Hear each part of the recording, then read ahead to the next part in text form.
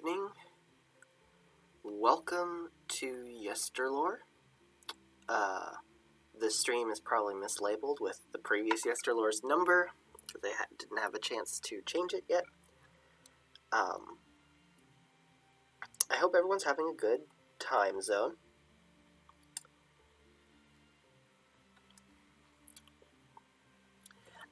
Tonight, we are going to be continuing with the Old English rune poem. Now, in the last yesterlore, I explained a little bit of background information about the rune poem, and we talked about how we don't have the original copy because it was damaged in a fire, and we just have this copy. Oh wow, sorry, that's a bunch of notes. Whoops. I was looking at sort of textual criticism in preparation for the stream a bit more. So this is the copy we have. It's in a book by George Hicks. And yeah, this is what we have. And I am looking, I mentioned this last time, looking at this via the Old English Poetry in Facsimile website, which I've linked in the previous stream and, or not on Twitch, but on the stream recording on YouTube. But I will actually drop the link in the stream in the chat right now. Whoops. There we go. And so if you want to take a look at the manuscript, Toki, to the person in the chat who just said Toki. So, if you want to look at this copy of the manuscript, I just put the link into the chat. What we're going to do now is we're going to look at the sort of typed up version that I did. And if you want to see the first, what was it, 1, 2, 3, 4, 5, 6 Old English rune poem stanzas, you can find the recording on the YouTube that's linked on my Twitch. You can see the first few. Toki, lots of Tokis in the chat. Hello. Yeah, so the first 6 runes in the Old English rune poem that we read are in the prior recording that you can find on YouTube, linked on my Twitch profile. And we're just going to continue from the 7th one. And how we're doing this, if you weren't here last time or you didn't see the last recording, is we are basically, I'm going to read the poem first, at least based on the manuscript.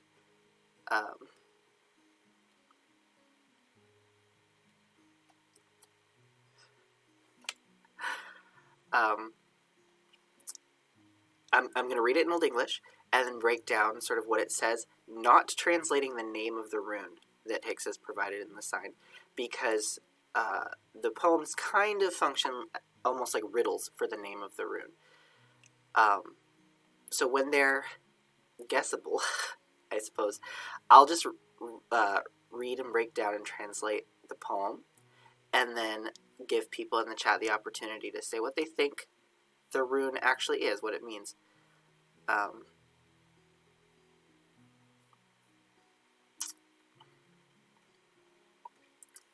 Sorry, I've been sick this week, so I'm still a bit congested. So that's definitely going to alter how I pronounce this stuff, and how I sound in general today. But we're going to go ahead and get started. Now, some of the names might also be a little bit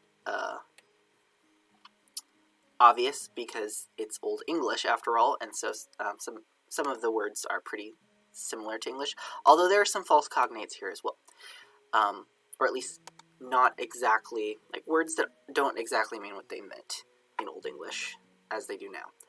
So we're going to start with this one, gyfu. All right. Gyfu gumena beth gleng and herenis. Wradu and worthshipa and wrakna yahwam ar and atwist thibith othra las. Oh, question in the chat. Will you go over what the runes are supposed to mean or imply? Yeah, so the idea is I'll read it. I'll read the text of everything but the rune name. Break it down. Give people in the chat a chance to say what they think the name, like what the rune's name is based on the rest of the stanza, because the stanza is kind of like a riddle for the name of the rune. And then once people guess, I'll kind of go over what the potential meanings of the rune is. There's no definitive answer because this is all just what philologists are able to pick up, and there's disagreement about how to translate some of the names of these runes, especially as we get on further on into the rune poem. There are some that we literally just don't have a translation for. But this one is kind of a bit more straightforward. So, gyfu, I'm going to skip the first word because that's the word we're trying to get the meaning of. But we have gumena bith gleng an hedonis. And by the way, if you weren't here last week, the dialect of Old English that this is being sort of written in, at least the copy that George Hicks had, that he copied, thankfully, because the original was burnt in a fire, it was written from, like, spelling conventions and things. We can tell it's late West Saxon, so it's not sort of the more standard sort of middle late West Saxon that we're used to reading in a lot of Old English texts. It's late West Saxon. But the poem itself probably is much older because it uses a lot of formulaic elements, which suggest, I think, the general assumption is this poem goes back to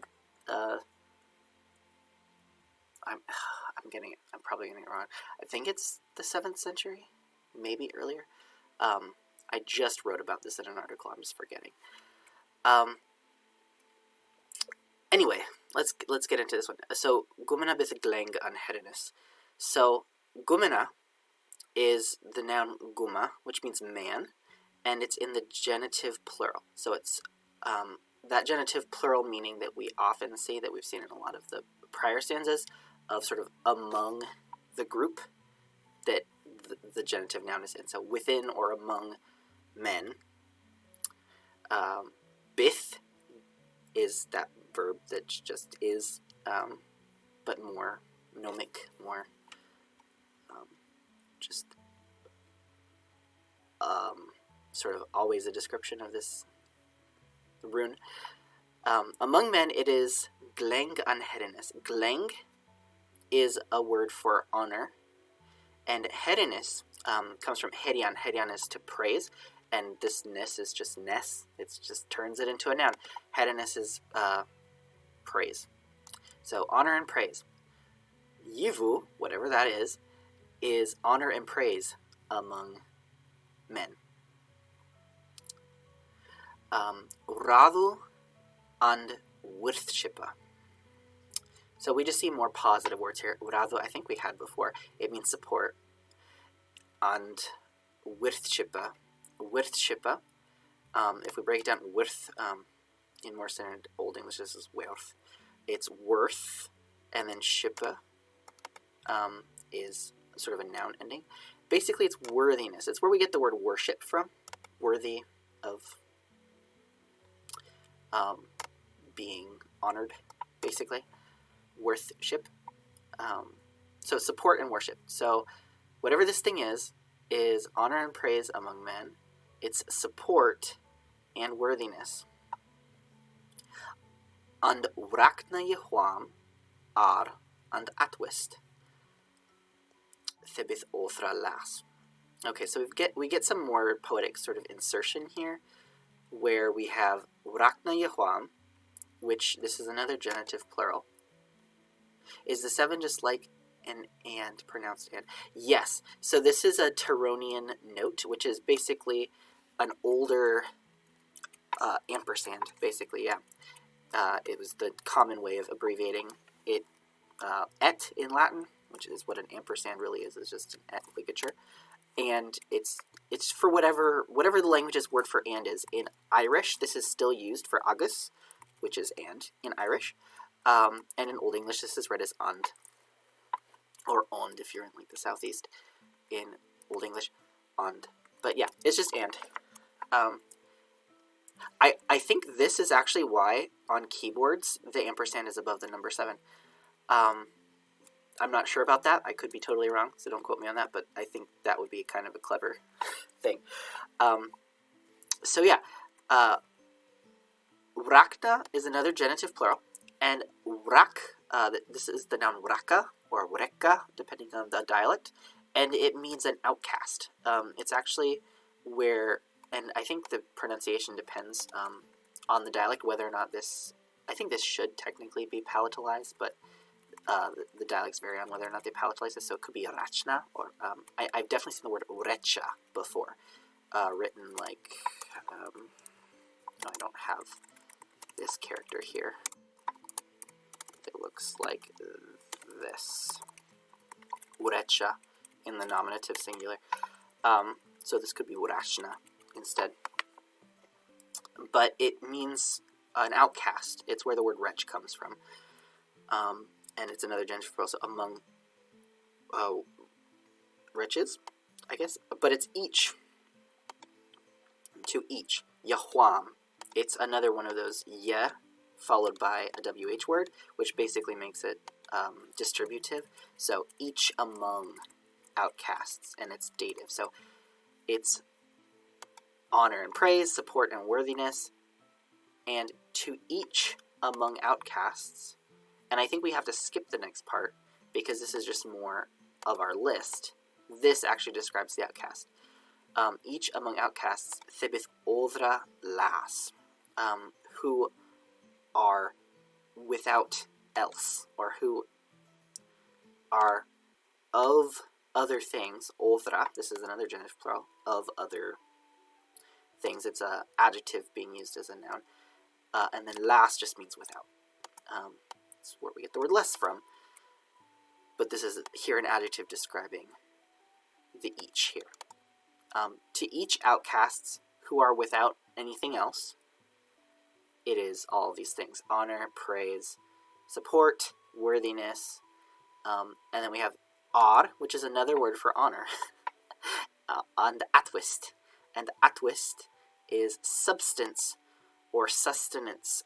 Wist can sometimes mean food. It's actually just a noun that comes from the verb wisan, which is to be. So it comes from the copula, but atwist is often just used for sustenance or substance. So whatever this rune is, it is honor and praise, support, worthiness, honor, and substance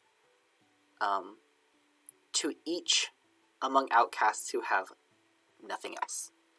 So it's something that people who have nothing, to people who have nothing, it is something that is worthy of honor and praise,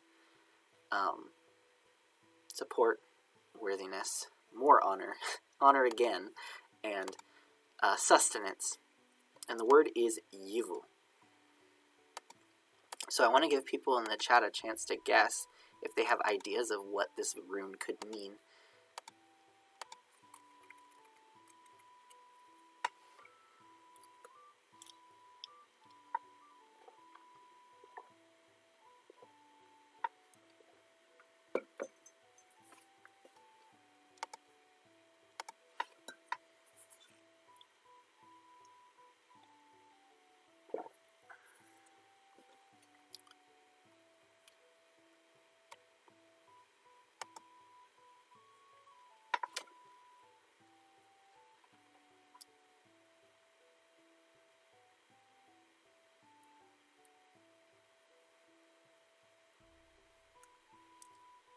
Alright, someone says money. Money, maybe. Yeah, that's a good guess. I think money falls into this category, potentially. We actually had money, or like wealth, was actually the first rune. Feoch here. But that is, yeah, feoch is that word that means both money and cattle. But money is really close. I think I'll give like 5 more seconds before I say or talk about what this word is. But I definitely think money falls into it. People with little money, etc., may value each other. Buy the money they have to get honor. It gets them food, etc. Yeah, that's very. I think it's very true. It's a very good read of the meaning of the stanza, I think. So the translation most people give of this one is based on the name. And the thing is, the name, another way we know the names, Hicks did write them in the margins, but we don't know if those names he wrote in the margins were just him answering the riddle, or if they were in the original manuscript. We just don't know because we don't have the manuscript. But the other hint is that they need to alliterate with the rest of the line, so we at least know what the first stressed syllable starts with. So we know this one should be a G. Yivu. And Yivu makes the most sense here. The other hint is when there's correspondences in the other rune poems, we can guess that it's probably a cognate. Even if it's not a cognate, we can guess that it at least alliterated with a cognate. And then if there's no parallel, we also have the names of the Gothic alphabet, which are often cognate to the names of the runes. So there are lots of hints that we have outside of just the stanza to guess the name of the rune, assuming we can't just take Hicks's marginal notes that he wrote here as original, because we just don't know if they're original or if he added those. But the usual translation is Yivu means gift. Yevu. It's related to the word gift, although yift in Old English, spelled the same as gift in modern English, usually has a sort of marital connotation, like it's like a dowry, is a yift, whereas yivu is more general, a gift, or even just the concept of generosity, is one translation of yivu here, like grace, graciousness, generosity.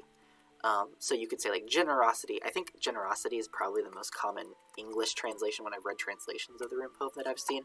I like to translate it as grace, but it's honor and praise among people who are outcasts. It's so it could be money. Money is a good example of generosity, basically, or charity. Interesting, yeah. So yeah, gift is basically equated to honor and praise among people by the name of the runes again. What I mean by the name of the runes? Oh yeah, so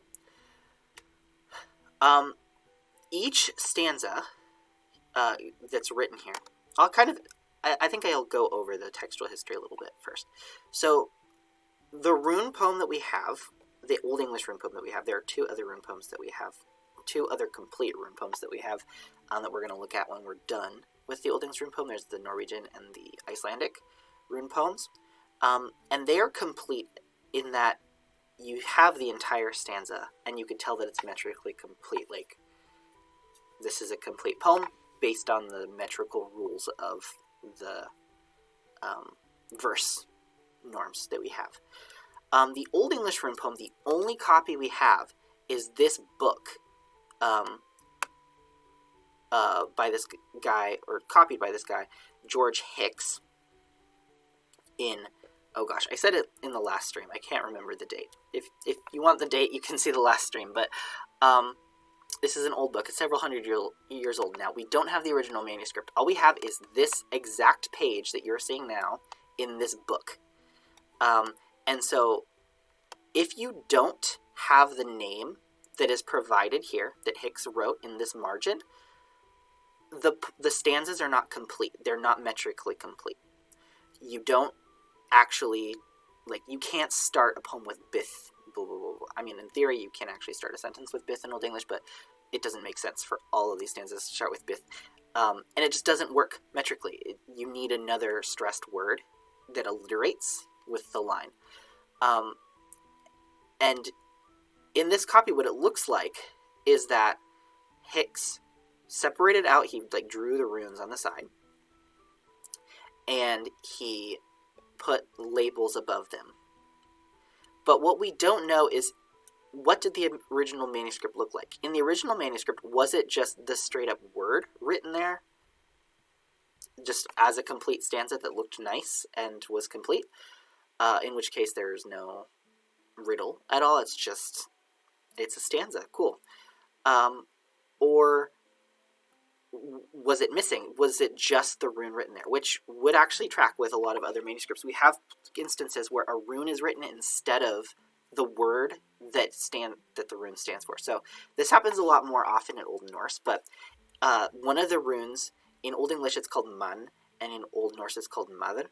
And a lot of the time in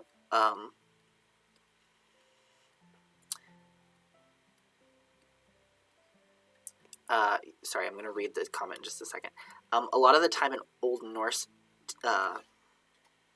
manuscripts, and this happens in Old English sometimes too, but it's much more rare. But sometimes in Old Norse manuscripts, instead of actually writing out the word maður, which means man, they would just write the rune that we know is named maður as an abbreviation for the word man. And so runes get used as abbreviations, which tells us that these words were associated with the runes. So, like, to your the comment that I just saw, yeah, the runes have names. It's sort of like the alphabet. It's maybe a little bit weirder for people with who speak languages where the alphabet is just sort of like a rough pronunciation of the letter plus a vowel or something. But if you think about the Greek alphabet, every letter has a name. The names aren't always intelligible words. Sometimes they are, but usually they're not. But in the rune systems that we have, we're pretty sure all the names were intelligible words because they could stand in for actual words in manuscripts. And I don't think I explained that this time, so thank you for the questions. Yeah, so each rune could basically function. It doesn't happen that much in Old English. It happens more in Old Norse, but each rune could function as an abbreviation for the name of that rune. And so the idea is the rune might also just kind of carry the meaning of that word. So the stanzas that we're looking at are basically like, if we remove the rune name, they basically function as a riddle that describes that rune. So we don't know the names of the OE runes. We're not sure of the names of the OE runes because this is the only copy of the rune poem that we have, is this copy, which is like, are these the actual names of the runes in Old English that Hicks wrote down and just decided to stylistically put them in the margin to look nice? Or were they not in the original text and he guessed them? Because we do have other sources for their names. We have some other lists with names that are like similar-ish to this, but with very heavy spelling variants. And a lot of the lists are compiled or written by people who aren't fluent in Old English. There are people on the continent who are writing.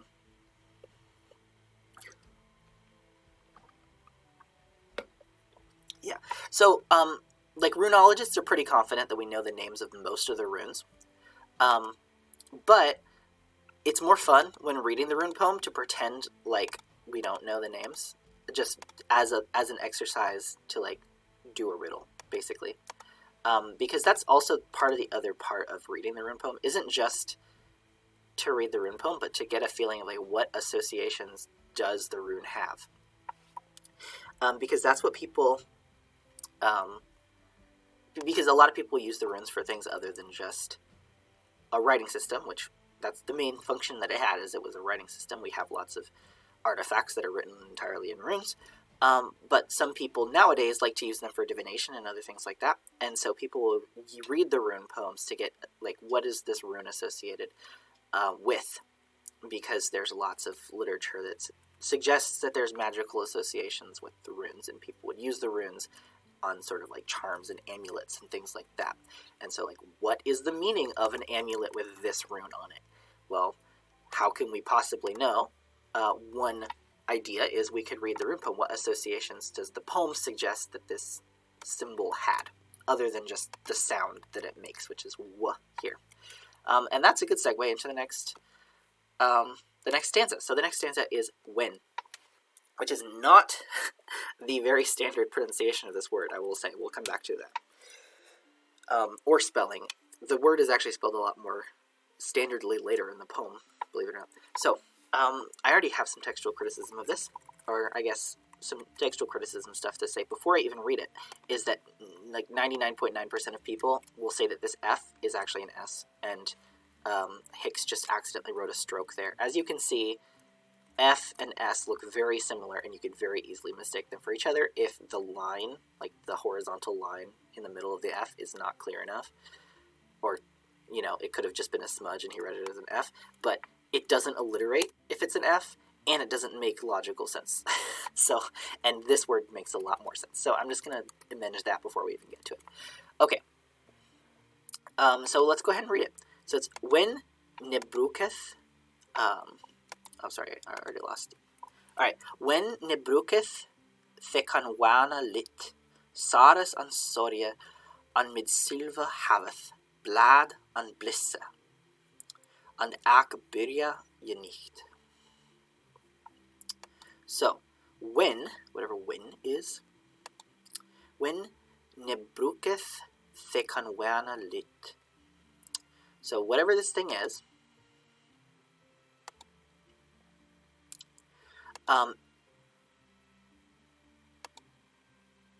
and we already have some weird grammar stuff I'm going to have to explain here with Old English. So we're going to skip the ne here, because I'll come back to the ne. Bruketh here is the verb brukan. Brukan means to use or enjoy something.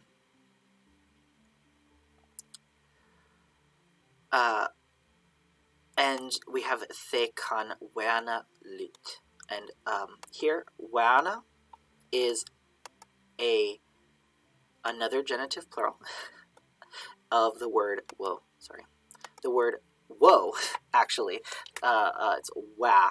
Wa is woe. WOE, as in like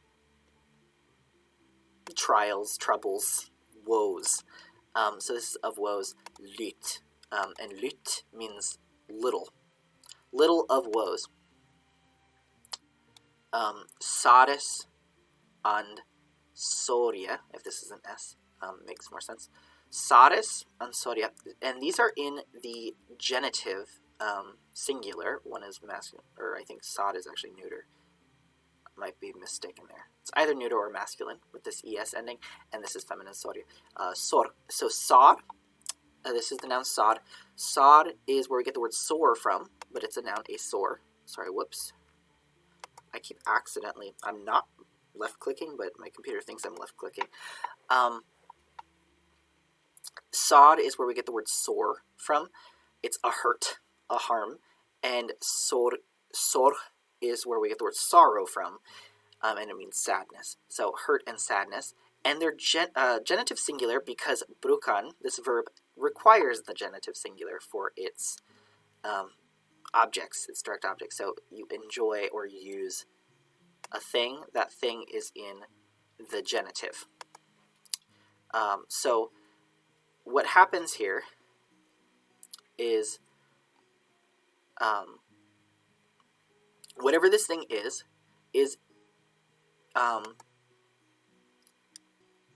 it is enjoyed, or it enjoys, but it, okay, let's go back to the here. It does not enjoy sorrow and, like, hurt. Fe kanwanalit.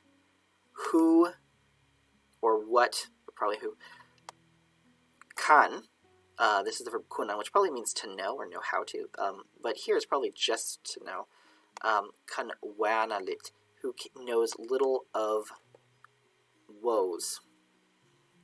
So this is kind of difficult to untangle in a way that's idiomatic, but it's like this thing does not enjoy sorrow by the one who knows little of woes. So how I tend to translate this, and how I tend to see it sort of translated, is you kind of ignore the ne, because you already have sort of another negative later here, in the sort of little of woes. So this thing is enjoyed by those who know little of sorrow, like little of woes, of hurt and sadness. And then we have And him sylva haveth blad and blissa.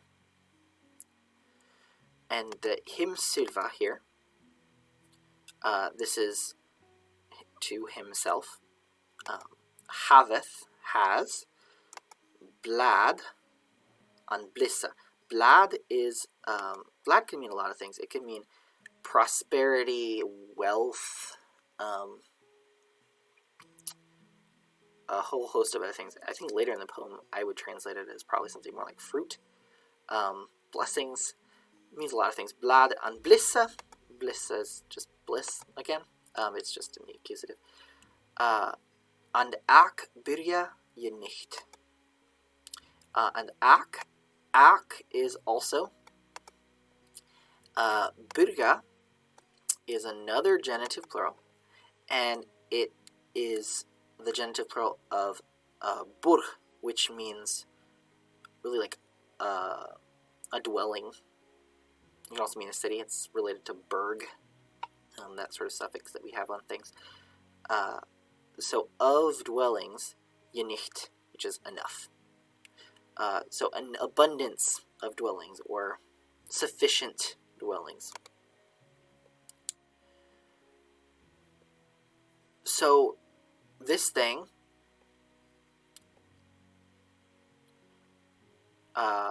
there's a few ways to interpret this again. This thing does not enjoy or does not use sorrow and sadness, or hurt and sadness, who knows little of woes, and for himself has prosperity and bliss and abundance of dwellings, lots of space, enough space to live. This one's a little harder to guess. I don't think I'm going to wait for responses to this one, because it's really hard to unpack because of some of the difficult grammar here. But the answer is usually what would more typically be spelled, wind, which is also the name of this letter here, this older symbol that was used for the W sound, which, as you could probably guess, comes from the rune. Just like thorn, it's one of the letters in the Old English alphabet that comes from a rune. It's win, and win means joy. So the answer to this one is joy. Joy, delight, happiness, but usually it's just joy.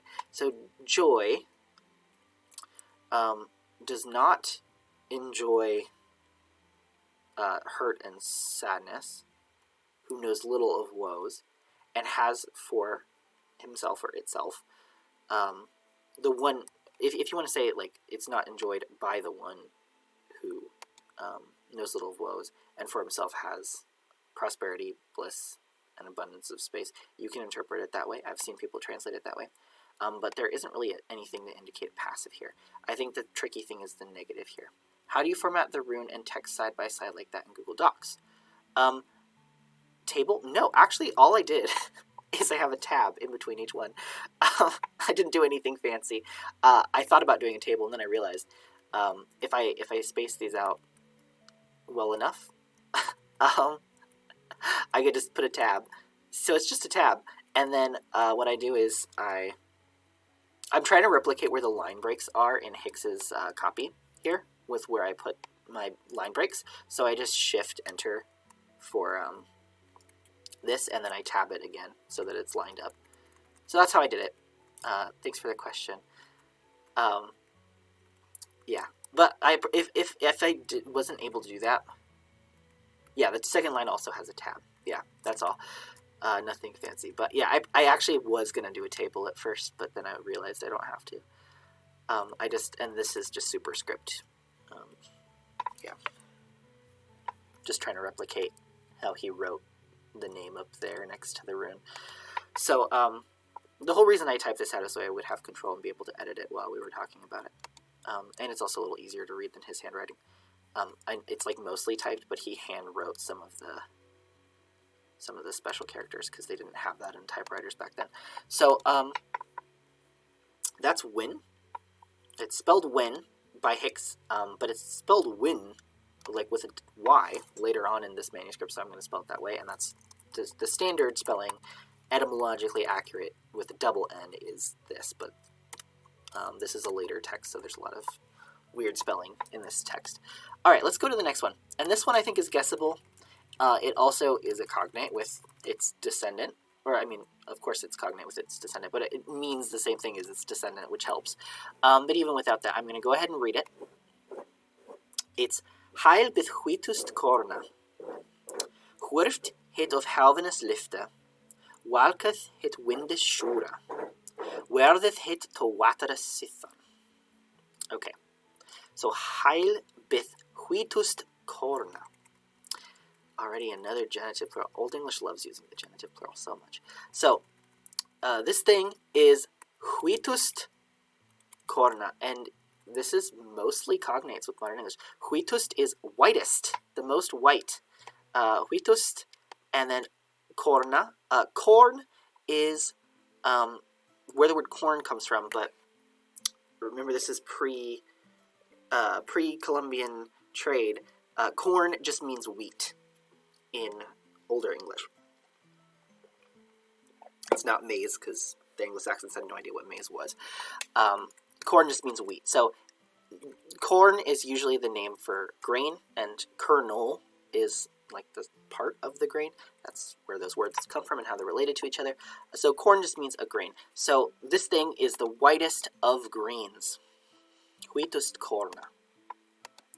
Hvurft hit of halvenes lifte. And this is a lot of other cognates. So the only thing that's not really a cognate here is hvurft. Hvurft here is a past participle, but we don't have a... I don't think we have a copula or anything here, so I think we're just supposed to import the bith again. Bith hit hvurft. This is hvurvan, which means to spin or to turn. So this is like it's spun. It is spun of halvenes lifte. Of in Old English usually means something more like from, rather than of, because of is most often you just use the genitive to express of. Of is usually from. So it is spun from halvenes lifte. Lift is air. It's where the word lift comes from, but it just means air, the element air. So it's from the air. It's halvenes lifte. It's heaven's air, the air of the sky. Sky in Old English is usually helven. Sometimes you see it as a rador or rodor in more poetry, but heaven is just the word for sky. Sky is a borrowing from Old Norse, I believe.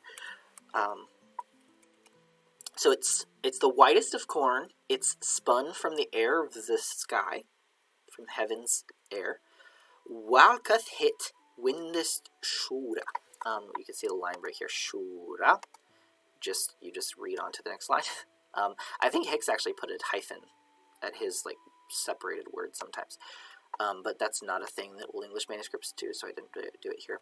Walkath here. This is the verb walkian, which is related to walk, but it's a weak verb and it means to roll, or really to be rolled. I think. Walkath hit. It is rolled. Actually, I think it can mean both. I think it can mean roll and be rolled. I need to double check that, but it makes sense either way. It rolls. Walketh hit windest shura. I think it might be. It is rolled here because I think that makes the most sense with this genitive here. Windest shura. Shura here is a plural. Some people amend this to shuras with an S, and it's just sort of a disagreement on like what gender should this noun be, and does the gender of the noun require it to have a plural with an S or just with an A? If it's masculine, it needs an S. If it's not, it doesn't need an S. But what it means here probably is shur can mean it is where the word shower comes from, but it means probably more like blast when we're talking about the wind, the wind's blast. It's rolled by the wind's blast, or it rolls in the wind's blast. And then we have Werdeth hit to watera sithan. Sithan is an adverb that just usually means like then, or since or next. It means a lot of things. But here probably then, or finally here, because this is where it ends up. Werddith, it becomes, werddith hit, it becomes to watara. It turns to water. Then it turns to water. So this thing is the whitest of grains. It's spun by heaven's air. It is rolled by the blasts of the wind. And then it turns to water. And it's hail. Do you have any guess as to what this one is? So it might be a little easier. You are allowed to use the Old English name as a hint this time because I said it was a cognate. And it's not a false friend this time.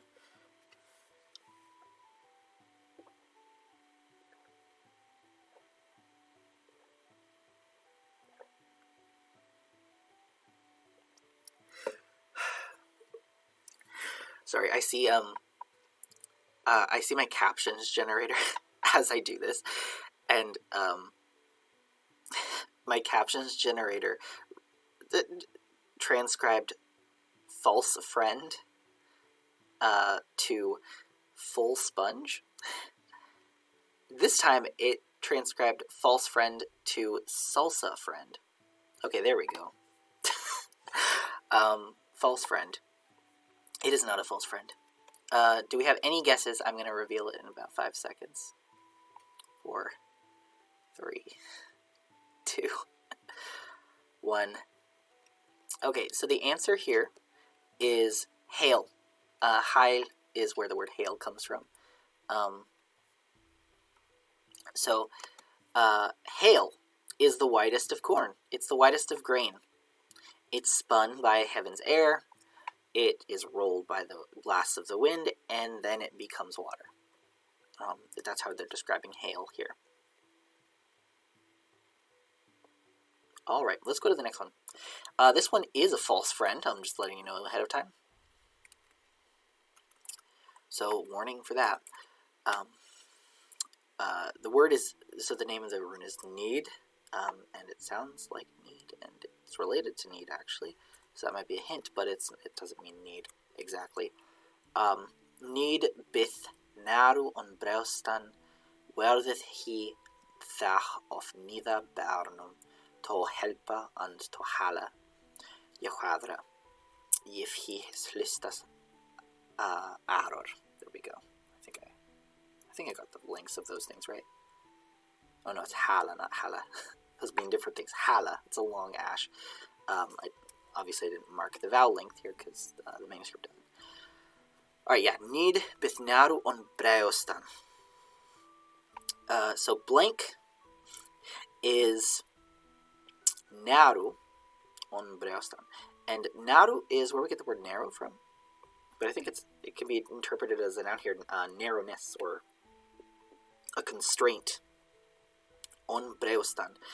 Breust means, it's where the word breast comes from. It usually just means your chest or your heart, more metaphorically as well. It's a constraint on your heart, on the heart. Werddith he thach oft nida barn. Werddith he.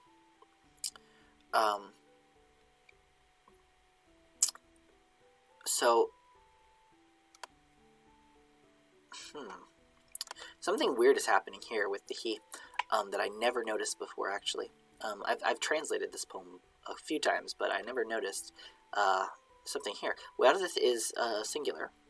I'm assuming the subject is still the name of the rune, but he is plural. It's a plural pronoun. It's they or them. It's kind of ambiguous as to its case because the nominative and the accusative are the same. Of this pronoun. So, it could be they, but then this verb doesn't agree.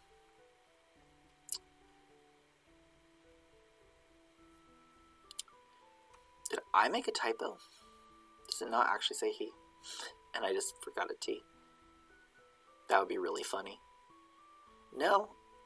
Hicks might have made a typo, because there's no T here. because I think I've seen most people just translate this as it.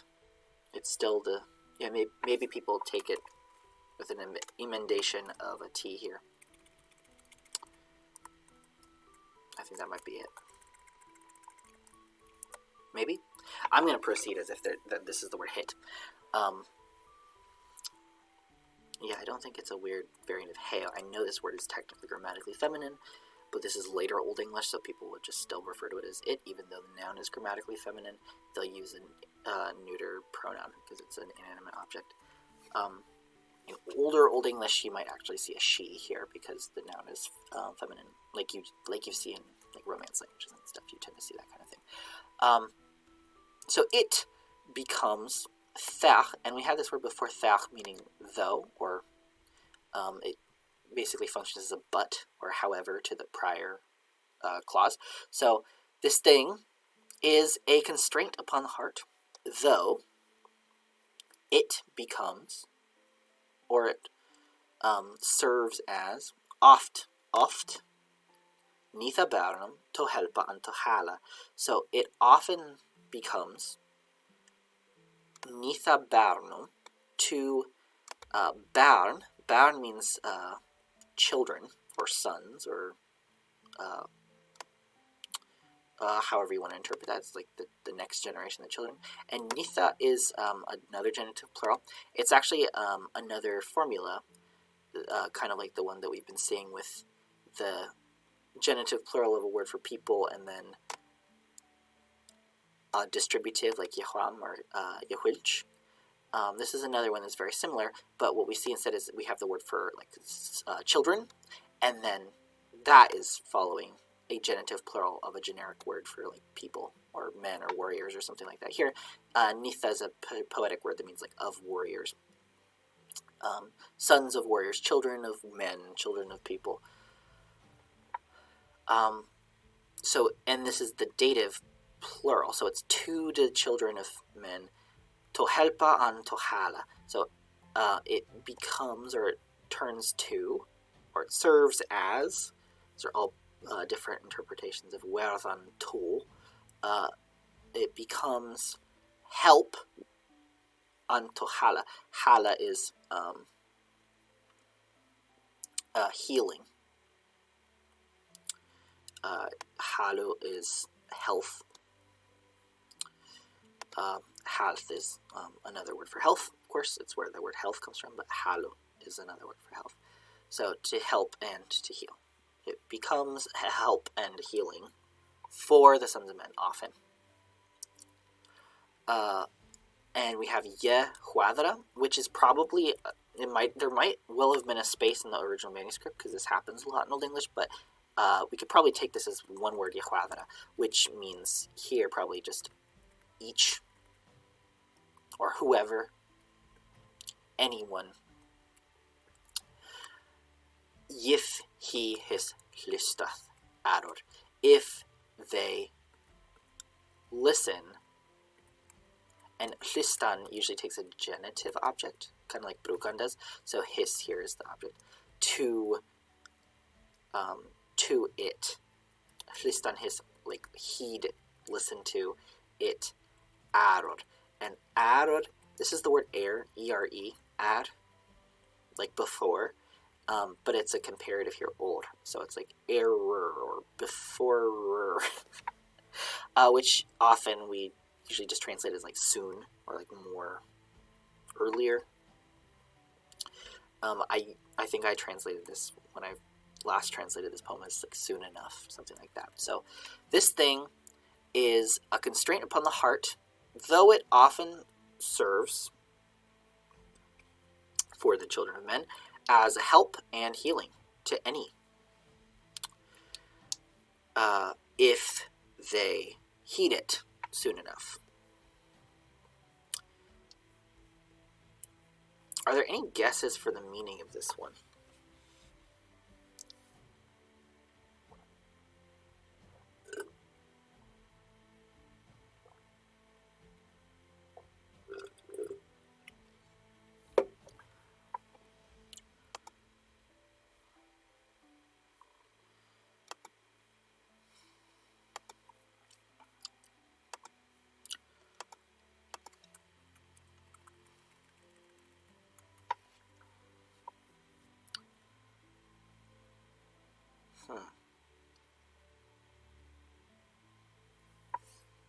If there are no guesses, I'm just going to go ahead and share it then. So need usually means something like a compulsion or a necessity. Now, this is related to need, and need is kind of a synonym of that. But need in modern English tends to have more of an idea of like,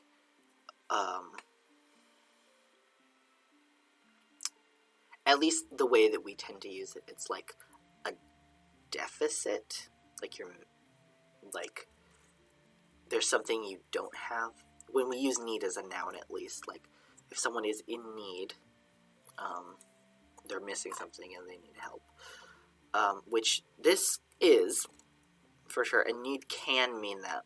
But more often, need is like a constraint, kind of like naru is. It's like trouble or distress. It's something you need to address, I guess. So in that sense, need as a noun in modern English can be a good translation for it, but I very rarely actually see this as translated as need in translations of the rune poem. I have seen it before, but it's really rare. But you could translate this as need. So it's not exactly a false friend, like I said before, but I don't tend to think of it as like exactly the word need. I think I usually see this translated as compulsion or constraint because of what it means. It's a constraint or narrowness on the heart, but it often serves to help and heal if you listen to it early enough. Like if you pay attention to a problem or a constraint that you have, a compulsion, early enough, it can actually help you in the long run.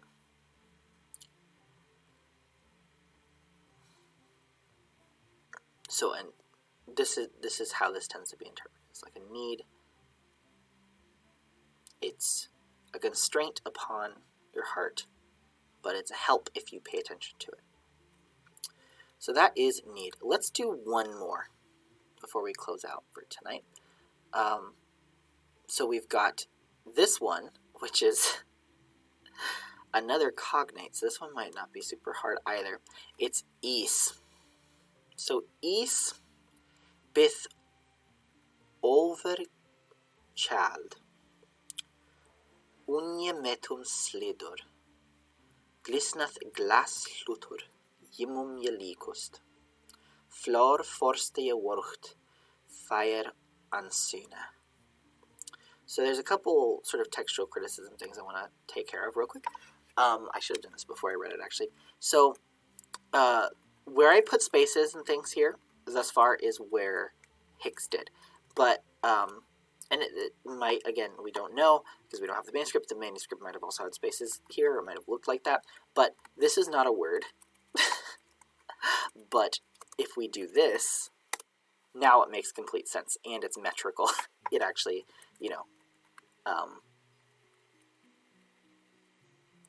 alliterates the way it's supposed to and stuff, and has the right amount of heavy syllables and things like that.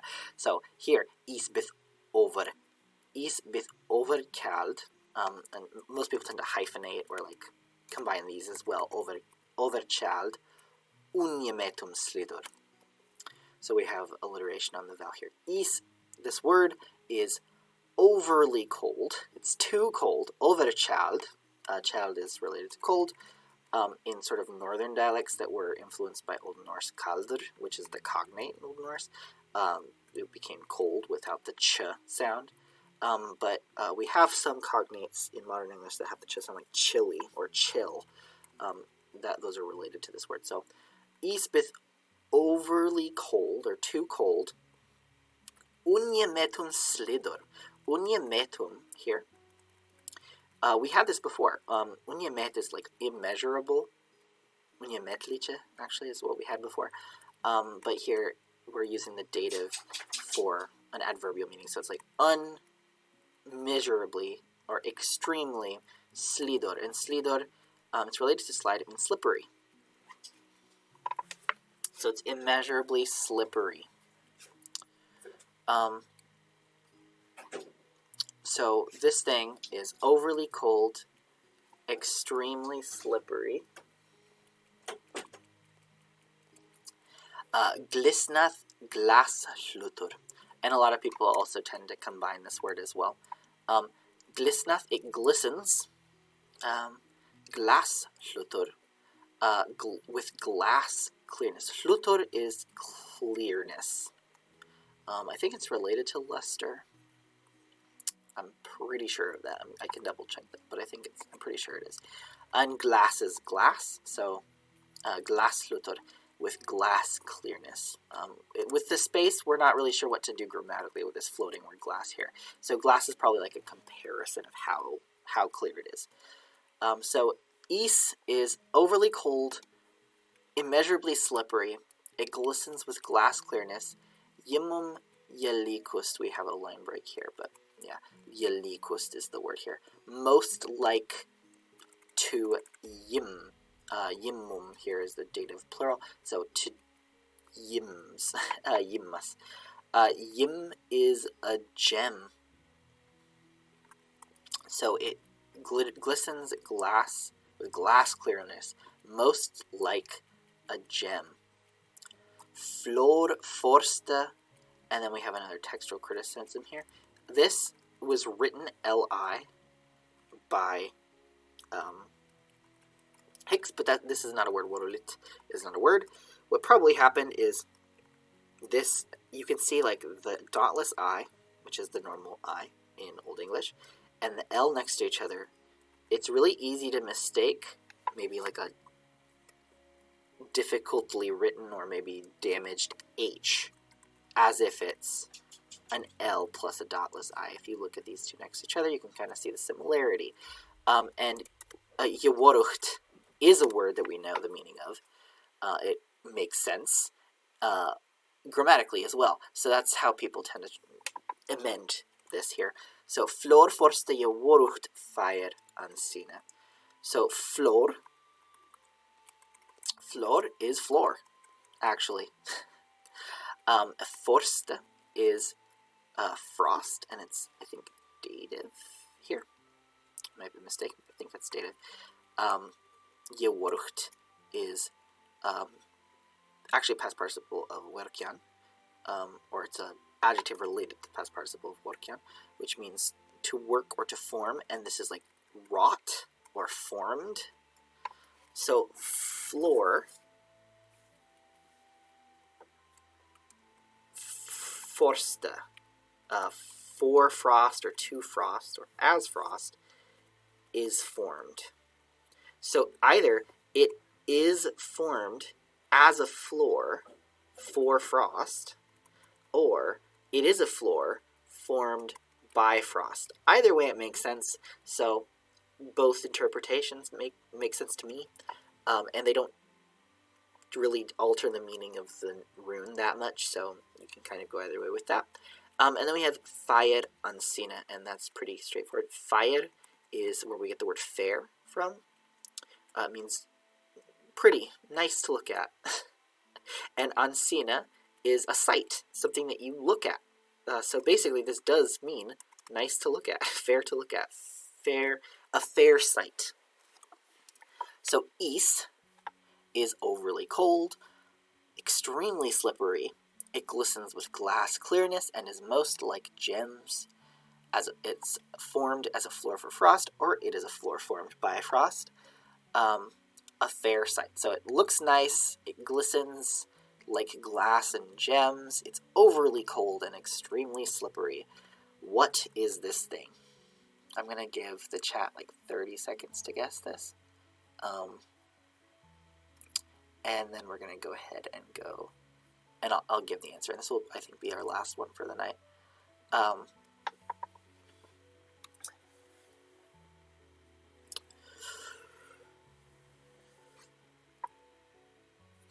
And while I'm waiting, I'm going to explain this thing. At the end of each line, or at least each stanza, it looks more like a colon with a sort of interpunct here that Hicks wrote. But that's just how he ends each stanza. Ooh, I don't know if that's what was in the original manuscript. We have no way of knowing that. But something like this does appear in Old English, like genuine Old English manuscripts. Oftentimes what we see is we'll see the two dots, like the colon, which is often used as sort of like a more definitive period, because we see like interpuncts, dots, all over Old English texts, and they can be used sort of like periods or commas or whatever, parentheses even. They're just separators, a neutral separator. But sometimes for a more definitive ending, some people would put two dots, and that looks like a colon, but it's basically like extra period. But sometimes paragraphs would end with like that, two dots, and then kind of like a tilde that's really long and extended. I think we've seen some examples of that in the Exeter book. I think when we're looking at the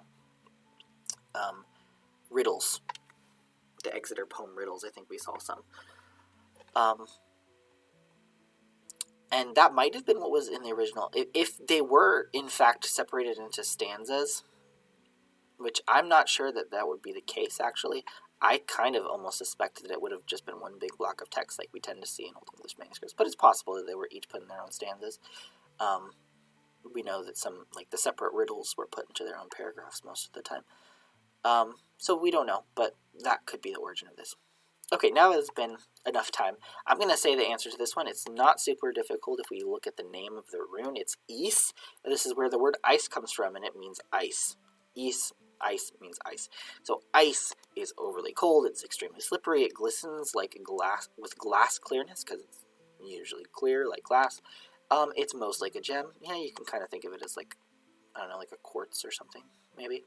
A clear quartz or diamond if it's really nice ice. It's a floor for frost, or it's a floor of frost, and it's nice to look at, I suppose. Maybe if you live in England and you don't see it all the time, it can be pretty to look at. Another thing to be thinking about is the context that people would be saying ice in. This is actually like very positive about ice for a culture that is like pretty far north in the northern hemisphere. It's really interesting to see this like positive description of ice here. Honestly, the hail description was pretty similar to it's the whitest of grains. It's made by the heavens. It turns to water. It's very neutral, and the ice is very like positive. It's pretty to look at. But usually people didn't have freezers, right? They couldn't just make ice whenever exactly. They would really see it when it was cold enough, or if they were in a mountain or something. So they definitely started off with it's too cold. It's overly cold and very slippery. That's some more negative, but we also get the positive. It looks really nice. It looks like diamonds. So that's our last rune poem for today. We'll continue on with more next time. This is not the end, by the way. These are just the ones I transcribed up to now. I'm probably just going to transcribe the rest of the rune poem for next time, even though we won't get to the rest of it for sure. But that's where we're going to stop. We got to Is today. We went from Yivu to Is. That's pretty good.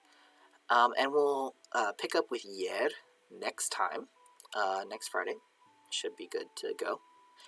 Thank you for everyone who was able to make it tonight and guess and ask questions in the chat. I really appreciate the questions. I just love getting questions. So thank you. And to those who aren't here in real time and are seeing this recording on YouTube later, thank you for being here and watching. I hope everyone has a great rest of their time zone. And farewell. Goodbye.